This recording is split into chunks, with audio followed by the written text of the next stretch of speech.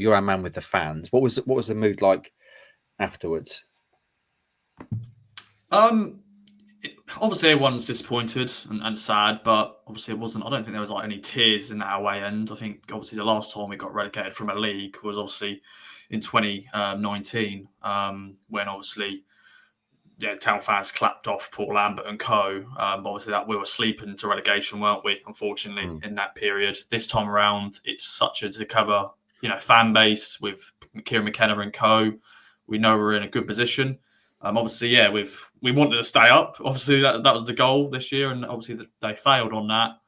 But I think the fans have sort of known for a while. We've all known, haven't we? I'm sure even Kieran McKenna and co. You can be as positive as possible, but deep down, I think after the Wolves game, you sort of knew it was going to be a massive mountain to climb. So, obviously everyone's sad and disappointed, but there's a lot of positives to look ahead to what could come next season, and hopefully we'll be back stronger. And as some people have already said, hopefully we'll be back at Newcastle in 14 months' time.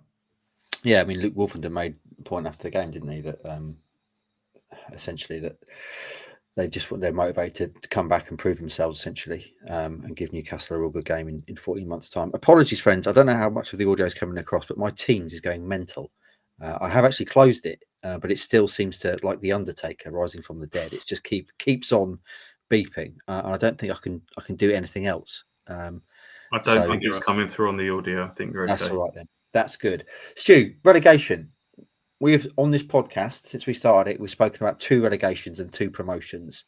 The first time we spoke about relegation was, of course, back in the first Paul Hurst season, the only Paul Hurst season. And I think it's fair to say, feels a bit different now.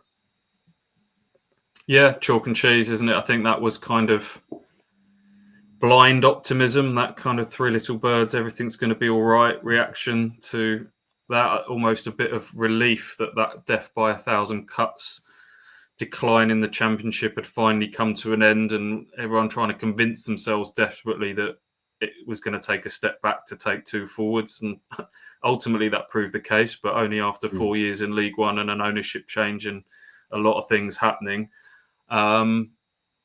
This time, that optimism and hope is based on reality, on facts, on Ipswich would have been, I don't know what the odds would have been on Ipswich to get promoted from the Championship the year they did, but they were certainly major underdogs right up until the very end. There was a feeling Ipswich had no right to compete with the likes of Leicester and Southampton and Leeds. Some of those clubs who'd just spent decade plus in the Premier League. Ipswich had been away for 22 years, but compete they did. And they're going to come back a year later, certainly seen as ahead of Leicester and Southampton, or in a better place than both of those football clubs, which is not something to be underestimated.